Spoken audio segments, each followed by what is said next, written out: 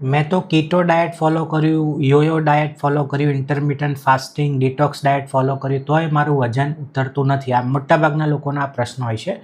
તો અહીંયા બધા માટે અલગ અલગ ડાયટ હોય છે, કોઈ એક ફિક્સ ડાયટ હોતું નથી, તમારી રીતે કસ્ટમાઇઝ કરવું પડે.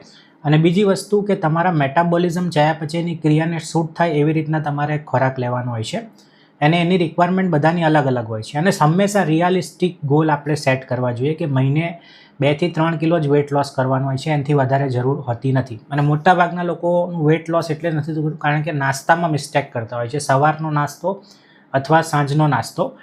તો એ તમારે ખાસ ધ્યાન રાખવાનું છે કે ન્યુટ્રિશનવાળો લેવાનો હોય છે. ખાખરા, મમરા, બિસ્કિટ, ટોસ્ટ બિસ્કિટ, ચવાણું એ બધું નથી લેવાનું. એની જગ્યાએ તમે પોપકોર્ન, ચના, મખાના, કોઈ ડ્રાય ફ્રૂટ છે, સીડ્સ છે, ફ્રૂટ છે, એ રીતની બધી વસ્તુ લઈ શકો. આટલી વસ્તુ ધ્યાન રાખશો અને નાના ગોલ ઉપર ફોકસ કરશો તો ચોક્કસ તમારું વજન સ્ટેપ બાય સ્ટેપ ઉતરશે. હું doctor Gunjit Parmar, lifestyle disease specialist and diabetes reversal health coach. Thank you.